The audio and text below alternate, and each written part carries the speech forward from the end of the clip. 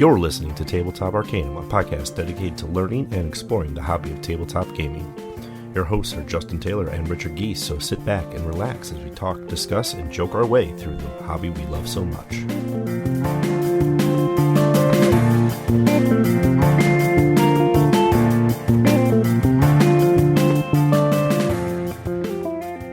Welcome to Tabletop Arcanum. This is Justin, and on today's episode, we have a special designer spotlight. Got the chance to talk to Alex Flagg from Crafty Games. Alex has done a lot in his tenure in the industry, so let's take a listen to what he has to say.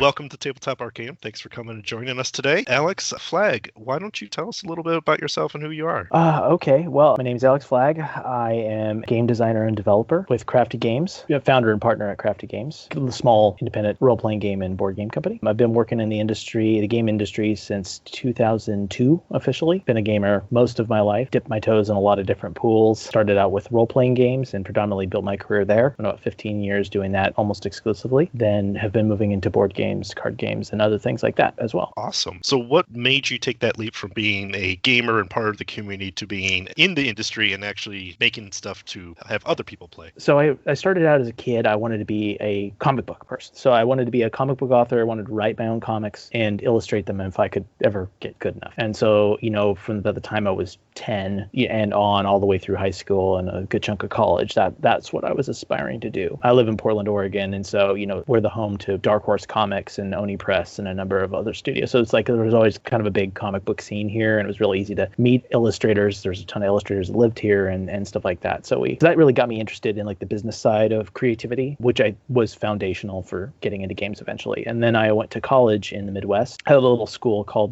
Beloit College in Beloit, Wisconsin. Yeah, and it's about 20 miles from Lake Geneva. It also happens to be the hometown of Matt Forbeck. I went to school, like one of my classmates was Luke Gygax. We had Margaret Weiss and Tracy Hickman, who would just roll on in, to say hello. Like they used to play test D&D at the college and stuff. And so when I was there, we had a club. It was a game club, but it was not your standard game club. It actually had a house, like a foreign language house. Like you could live in the game club. We had like 75 or 100 members in a 1,200 member school. So it was big deal. Beloit Science Fiction Fantasy Association, BISFA. While I was there, I became an officer in the club. I got to meet lots of people. We ran a little con, and that little con was like 250 attendees. But we get people from the community, and so a lot of the folks at TSR was still in business in Lake Geneva at the time. They would pop on over. We could get like any of the illiterates, which was a kind of writing group of TSR folks. So like Troy Dennison, who co-created Dark Sun, for example. Margaret Weiss, Tracy Hickman. Right.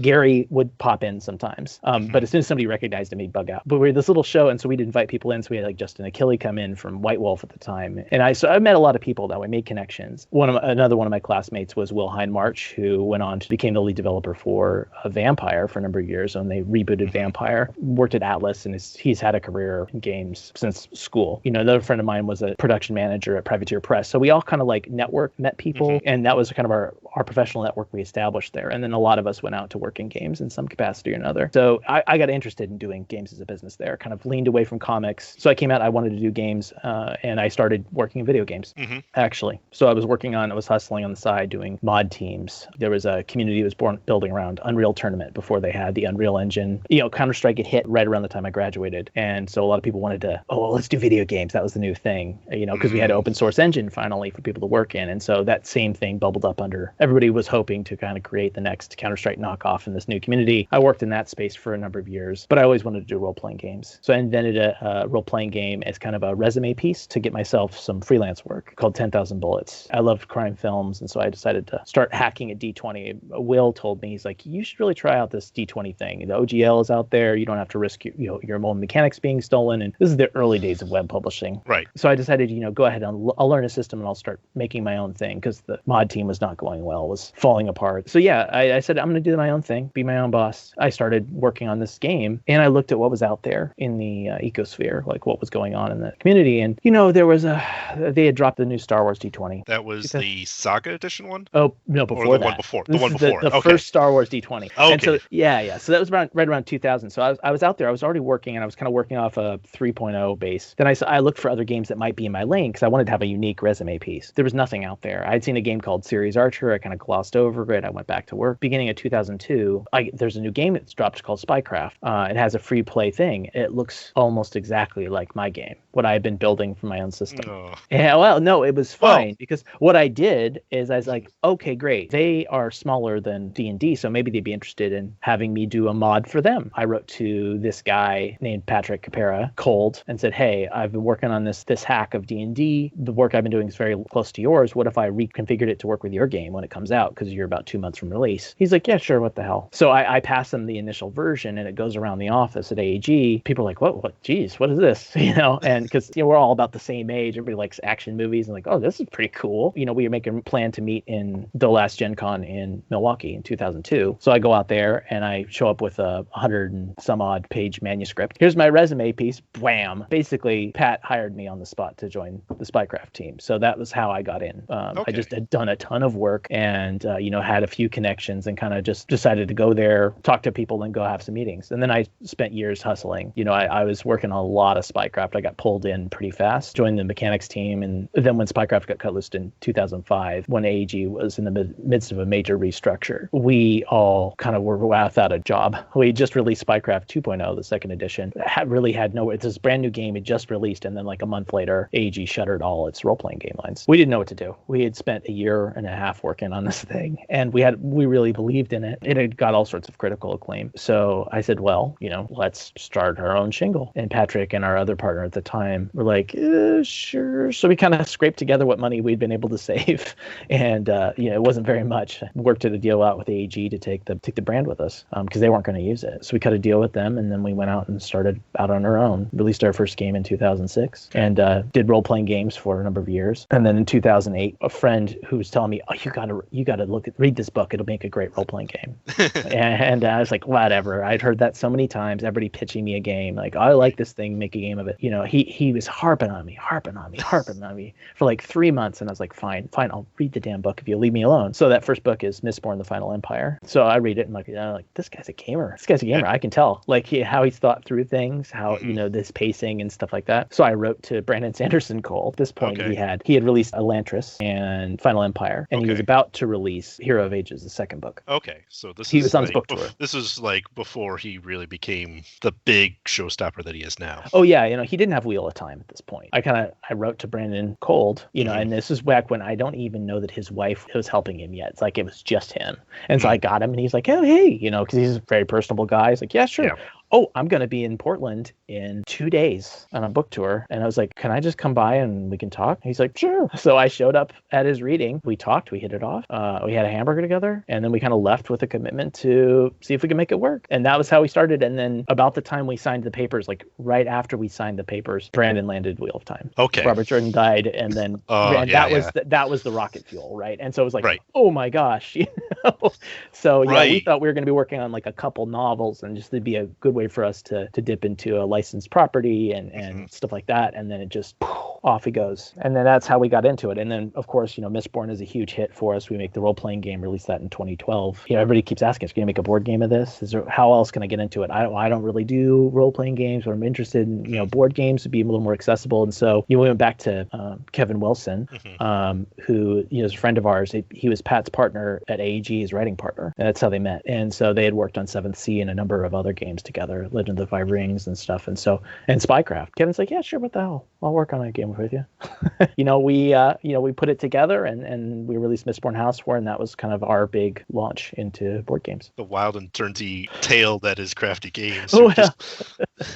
This is, that story goes across, I know it seems meandering, but it goes across 15 years. There's a lot of downtime. And I think if I have a professional skill, like you talk about your core skills, it would be stepping on rakes. I spent the whole time like, is there a way I could screw this up? I'll find a way, and I'll do the wrong wrong thing the first time, and then I'll turn around. It's like Wile E. Coyote. I'm just step on the next thing and next thing, and then eventually I'll find my way through the field. We spent a lot of time figuring out how to do this. We didn't know how to run a business when we started out. We knew how to make books, but we didn't know how to publish them.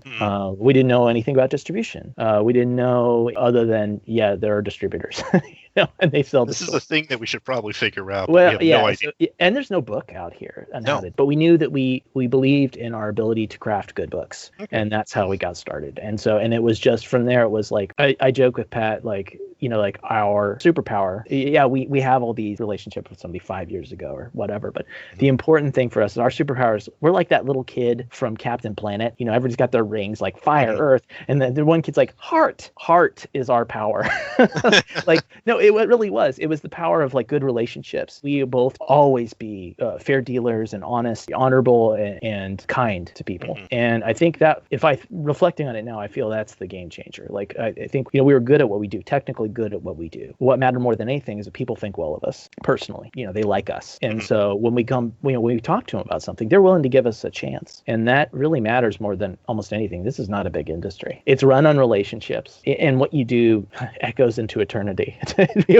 To be overly dramatic, but it really is true. Like your missteps and especially your unkindnesses and your kindnesses really matter. And so I think it's really important to think about that. It's about relationships more than anything else. It's a fantastic tale, honestly, because it's one of the for Tabletop Arcanum and the podcast. Like I kind of had this, I'm a gamer, let me try this, and like it was in my back burner for so long, and it was like a couple years ago I went, I kind of just went, screw it, I just got to do it, right? And in the intense of like I'm enough of a perfectionist that I'm like, I'm just gonna screw this up. I'm going to do something wrong. It's just going to fall apart. And then something broke in my brain where it's like, no, if I don't do it, it won't happen. Right. Yeah. Got to take the risks when you can. Because of that, I got into relationships with local game stores. I got so much so that they sent me to Gamma on their behalf. They said, I was a champion for me. It's like, oh yeah, you do podcasts. You're in the store all the time. You're one of my regulars. Like, do you want to go? Because I can't, because it's literally me who runs the shop. So I can't. For me to go to Gamma, I have to shut down. I'm like, yeah, I'll go be your ambassador and talk to people. And then I started making connections and talking to people in the industry. Like you said, it's all about relationships. And the thing I noticed between Gen Con, Gamma, Alliance Open House, and a couple other events that I was able to go to, everybody knows everybody. Yeah. And if you don't know somebody, you can just ask them their name. All of a sudden you are, oh yeah, you're so-and-so, who knows this. Like, and it's this beautiful community that everybody's pretty much, relatively speaking, able to and willing to help each other out. Never really saw anybody like be shut down. I never really saw anyone like, oh, we can't talk to you about that because,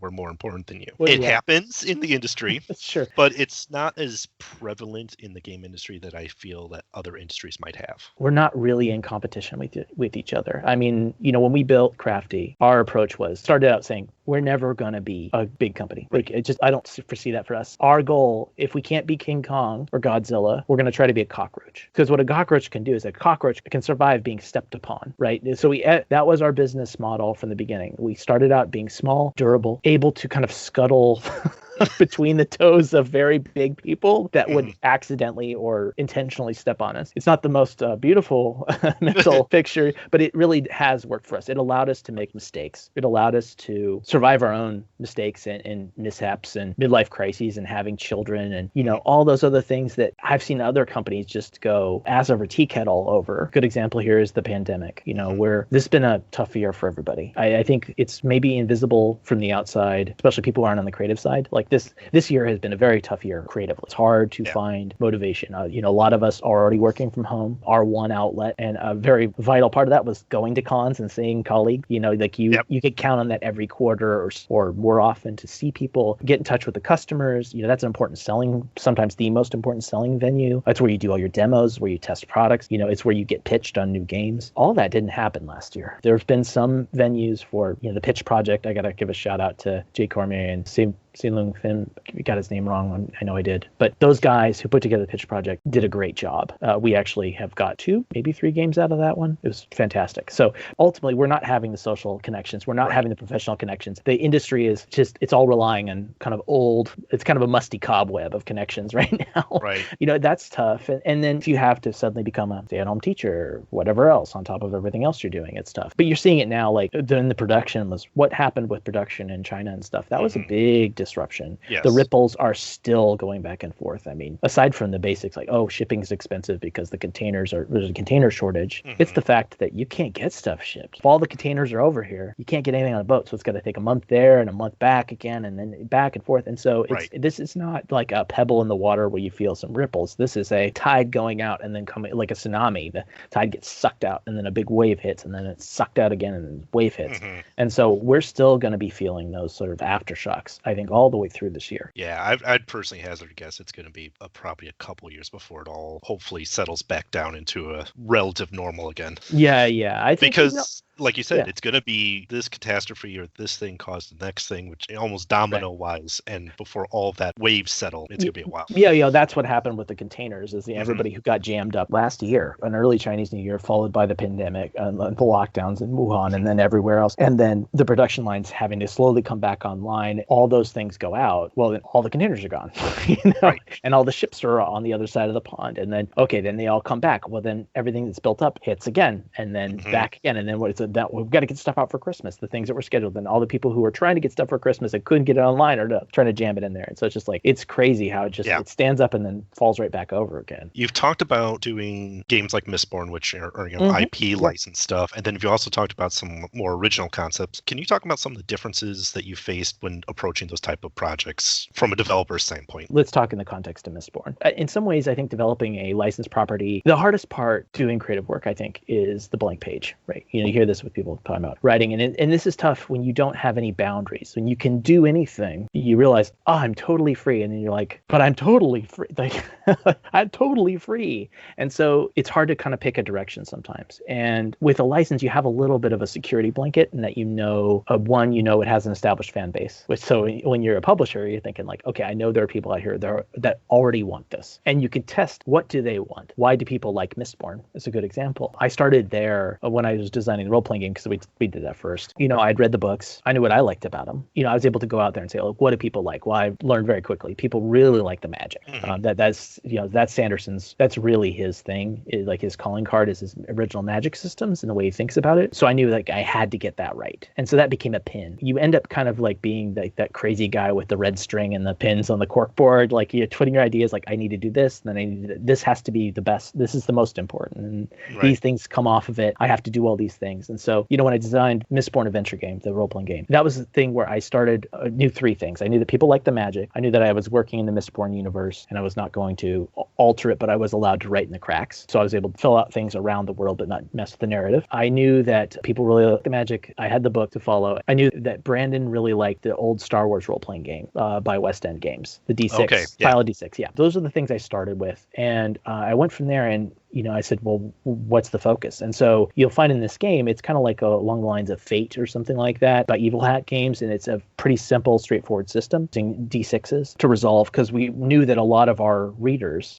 and people picked up this game might be picking it up because they're Sanderson fans and maybe don't know anything about it. So when we developed that product, we developed for somebody who's never seen a role-playing game necessarily, but they want to read more detail. When I was in college, a friend of mine had the, what was it? There's a guide to the Wheel of Time. And it didn't have great illustrations and stuff like that, but somebody had put this thing together and published it. They would read that book obsessively because they were reading the novels, but they really wanted more, right? And they wanted, it wasn't just a glossary. And since this pre-internet era, you didn't have like wikis and stuff to give you that. That's how I kind of contextualized this book. Like, there's going to be people who just want more Mistborn, and they're in between novels, and they're kind of a collector. And so we'll give them something that kind of encourages them to try it as a game. And so let's make it as accessible, straightforward, central mechanic, stuff like that. But then when I got to the magic is where all the detail goes in. Like, because the magic in Mistborn, for those of you that don't know the Mistborn universe too much, everybody consumes metals. The type of metal you consume and can use or burn produces a very specific magical effect. Consume steel, if you're the ability to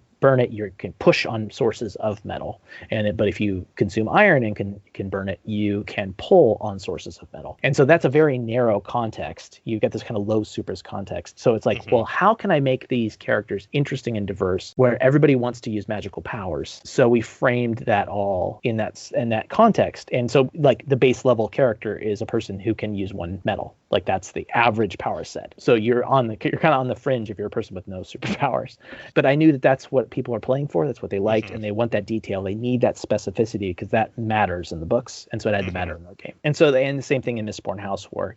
What's the other thing people like about Mistborn? Well, all that backbiting, noble Regency era nobility mechanics. And so we kind of took that idea. I was like, we can't really do that in a role-playing game, but let's build an entire board game around this competitive thing. And that's where he kind of zoomed out and made all the players the head of a house, and the notion of house wars, that you are dealing with the pressures from above and below to try to manage and maintain your position. And that's what the whole came out as a game that one of Kevin's favorite games is I'm the Boss. And so it was always a game where you kind of buy into each other's deals and stuff like that. And so that we worked that in there, and ends up being a really fun game. So when people are like, well, why is there Take That? I'm like, well, and it's not that much Take That, honestly. But why are you able to it's not an engine building game. No. The game is about being this savage nobility screwing each other over. And so the thing I caught about it that I love, yes, you're all noble houses. Yes, you're trying to win. Not only you have your good and bad mechanic of like, well, what side is the rebellion really going to end on? So you have to play the middle ground a lot, but you also can't just bully every other player because you need everybody. Yeah. No, and the balance of that was very cool to see. I just can't run away with this game and screw everybody over. I have to play well with everybody, and then just at the end of the game, like, okay, I'm going to win. Yeah, the key in Mistborn House where I find, some people think, oh, it's just, well, you burn the whole thing down. And if people collectively agree to basically let the rebellion win, that's fine. That happens in games, or especially when people haven't played much, because it looks, depending on the card flop, yes, it can become easier. And if people are but the reason that really happens is because people are not cooperating. They don't understand that cooperation, it's best to cooperate a little bit, to get little bites, because in a 5-player game, you only can solve one problem on your turn, but everybody else gets to solve a problem in their turn, and you can always buy in. Do you want one chance to score by being a jerk, or do you want to have 5 chances to score? One big one on your turn, but buying little pieces into everybody else's just for a few points here and there, and then they won't see you coming. And then one good knife stick, I find, is really the key. Like, just twist it maybe a little bit for fun, but ultimately it's about the timing if you're going to backstab, timing that backstab at the right time can really turn the game. And that's what is so fun. That's the big moment of the game. It's just like, A2 brute. So you that's a fun part. So like, that's the thing is, when you're creating a license, can you get off creating moments that reflect what the IP is about? And I think that when you're developing a license, you want to engage that same level of excitement. And so it's knowing what the IP is and knowing how to engage it. Now if you're developing an original, to get back on track, developing an original property, I think it depends on where you're kind of starting. Like Spycraft, we knew we were making a game at spies. And so the goal is to make it feel like some spies, to remind people they are spies, to make them feel like James Bond, right? So we're engaging this emotional, almost all game design, in my opinion, starts with how are you engaging a human emotionally? Everything else comes from that. It's not mechanics first. People talk about, these games are hollow. These games are, this game is just a multiplayer solitaire. It's a Plinko machine. It's a, whatever. You can design games that way, that with strong mathematical models and math first, and you just treat the theme as a bucket of paint you just slap on there. But coming from role-playing games and stuff like that, I approach games as how do you remind people why they love what they're doing right now? And so it's creating moments in games, like big moments. You're like, I got that backstab off. But also, like, how do you tie those moments to doing the thing that you want to be doing? How do you marry those two things together? That's ideal. And so it's theme first. I usually start when I design games with theme.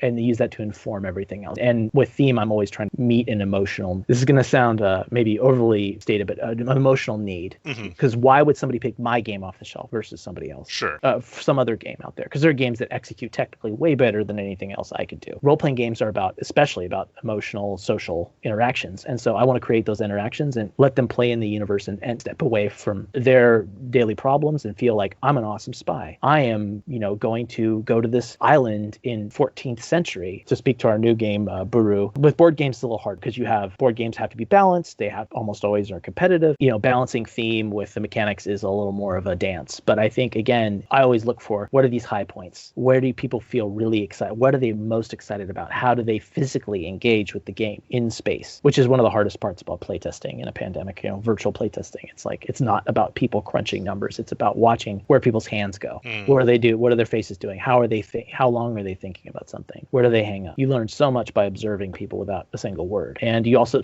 observe it with how they react. Like when are they cheering? When are they smirking devilishly? Like those are things that tell you so much about where your game is meeting their emotional needs and what it's evoking. At the end of the day, we're monkeys that want to be happy. So, it's true. Yeah.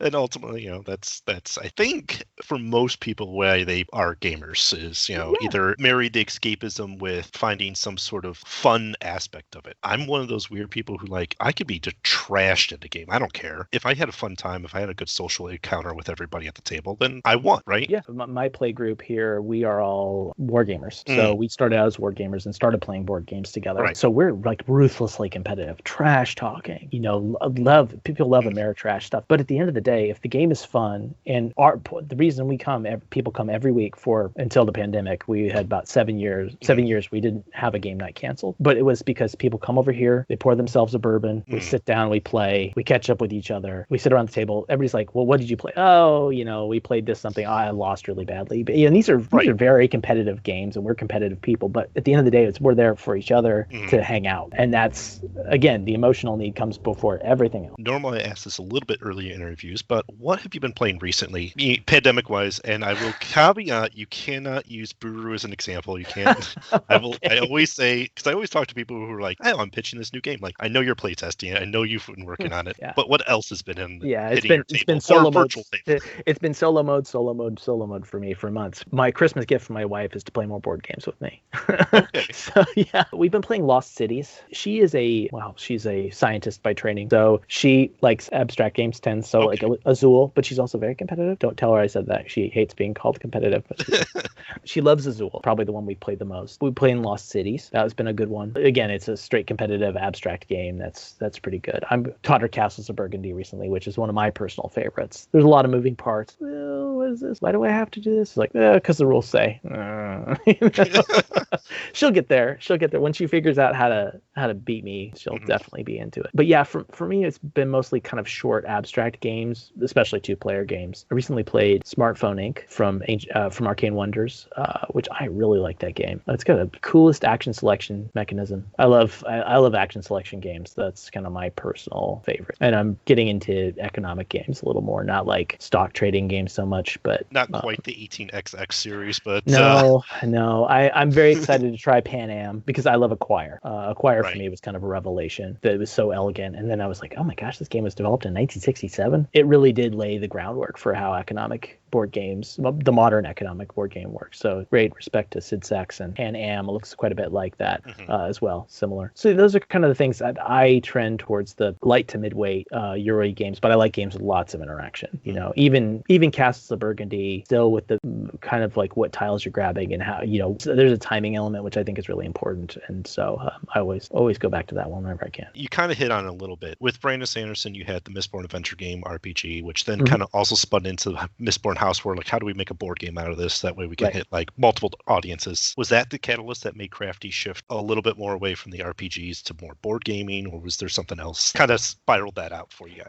It was kind of a combination of things. So we'd done the Spycraft line for a while, and then we started we did a fantasy game called Fantasycraft. We took our system out there. This was from 2007 to 2009 we were developing that. So we spent a bunch of time, kind of started out, realized it was going to be a spin-off for Spycraft 2.0, which was supposed to be a toolkit. We wanted to build a system and then have everything connect back to that system. But in that development time, we lost our erstwhile partner in the process, and we redeveloped it as a new system, realized we could probably do better. It was a turbulent time. We released that game. It did very well, but it happened to release on the exact same day as Pathfinder, literally. Okay. So Pathfinder was the biggest role-playing game of, probably since the Vampire the Masquerade was released. Or D&D 3rd edition, easily. But I was going to say, like, Vampire Masquerade, D&D 3.0, and then Pathfinder was the big bears of the field. Exactly. So we released a fantasy game where everybody's like, this game is so good. This is what I'd hoped 4th edition D&D would look like. And but we had an extra delay because we went back. We realized halfway through, this really needs to be its own thing. And then of course we came right into the Pathfinder Thresher. And then we left our former publisher at the time.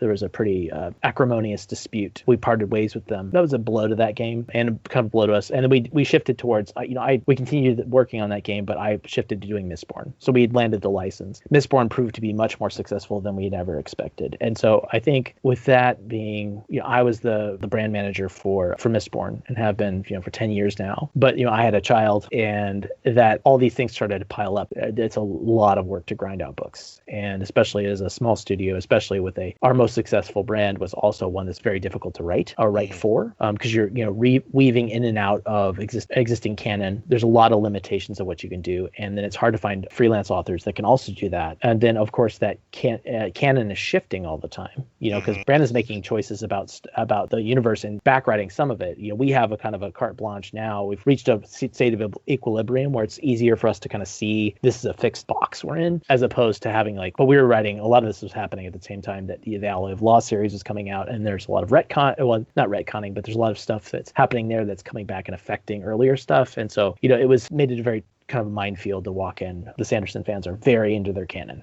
They really kind of figured it all out. So we want to be respectful of that, because the canon is very important to an important part of our customer base. And so we have to kind of stay in those boxes. So I think around that time, Patrick said, I really want to look at something that's a little more achievable. So the board games where he started to shift. He found a lot more creative interest in that. That's kind of started it. And then we had Mistborn. We had this great property. And so why don't we marry the two? And so and then of course when Mistborn House War dropped on Kickstarter in 2016 and then did $325,000, that was the game changer for us, and that allowed us to start plowing most of that money back into development of new titles and stuff like that. And that's where we kind of realized maybe there's some legs to this thing. We didn't know this could be a one and done. We got a couple games that we are interested in that also kind of brought us out of the woodwork. People are coming to us, and Buru was one of those first games that was brought to us on that. So that's kind of it's been a pretty natural progression. We could be small, we could be the same company we were, and just have the two of us writing books, forever. But I think we both wanted to do something different. I, in particular, with having a growing family and stuff like that, is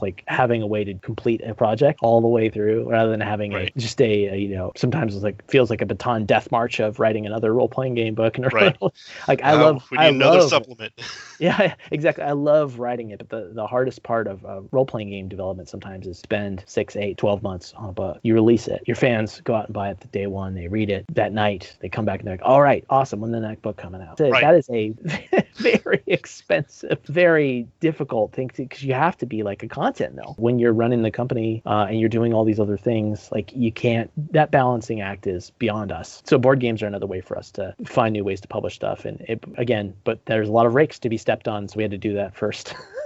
So that's how we got here. Well, Alex, we've been talking for quite a while. Yes. So I'm going to go with one final question for you, and kind of give you the floor here. What is the next and latest thing coming up from Crafty Games? Speaking of developing original games, we have a game that's very near and dear to my heart called Buru, Buru. It is a light to midweight Euro game set in Indonesian Majapahit Empire around the 14th century, in which you are playing nobles that you're going to this island named Buru. You've arrived there and you are trying to build a relationship with the islanders. The way you're going to do that is to pay tribute to the spirits they revere. And so, you've got the kind of Euro element. You're doing some resource collection and some engine building, recruiting your islanders. And it's got it kind of all underneath this neat, very easy to grok bidding system. You have these little explorers that you bid out there. You've got 5 of them. They're rated 1 to 5. And you bid them face down into different areas of the board. And then you reveal them and determine whoever has the most power gets first choice of actions. And so you go through each region and turn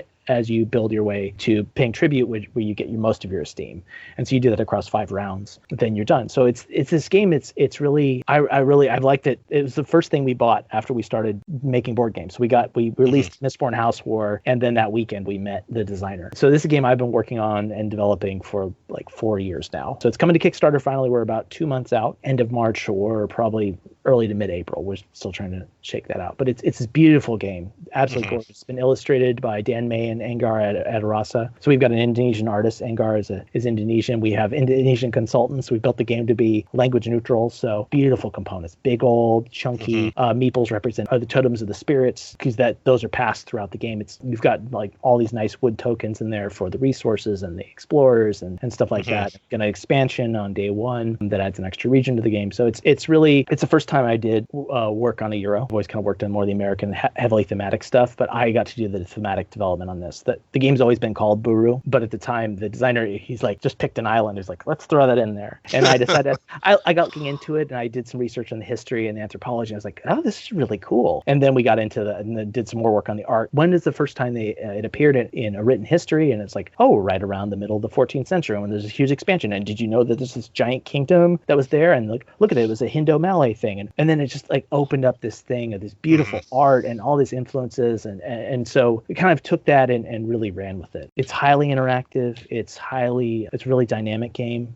We got our first reviews are coming back, and people are saying really good things about it, which is very satisfying. But it's also accessible. We have families. I have oldest son. He's really wants to be a gamer. He's always asking me, when can we play X? When I get my hands on Y? And it's a game that you could teach to your family, and like in the same way that you can like use Catan as like a gateway drug to get to keep people into like Euro games and other stuff like that. I think that Buru could be a similar game for that, because you can teach a little bit of engine building, some competitive bidding, some some basic resource management, objective fulfillment. Nothing is hard to understand, but it's how you work with what you've got. And there's a lot of gaminess there without it being clunky. It's not a Vital Lacerda game, right? Where you get this you get this genius level guy that's making all these incredibly sophisticated connections, but it still is very logical. It's very easy to get. And so I think for folks who have not been able to lay hands on a lot of games, I think they'll be able to pick up and play, and you will still be very satisfied playing, and they can kind of put up a good game even if they don't know exactly the right way to win. I'm really stoked. Again, the game is Buru. It's coming to Kickstarter in probably early April at this point, so split the difference. Sounds good. Well, Alex, it's been wonderful to have you on our show and talk to you and just rattle on about board games and the industry. We will be in touch,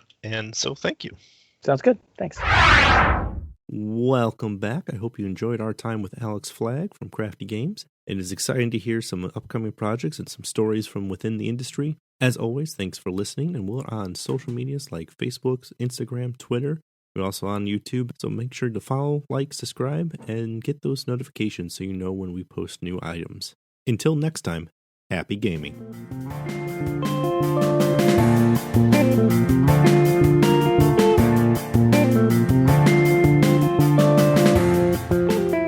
You've been listening to Tabletop Arcanum, produced by Justin Taylor. This episode is hosted by Justin Taylor. Mixing and editing by Richard Giese. Original theme by Paul Moore and Issac Gilbert. Check the description for this episode's featured background music. You can follow us on most social media platforms. Be sure to like, subscribe, and follow. And leave us a review if you would. As always, thanks for listening.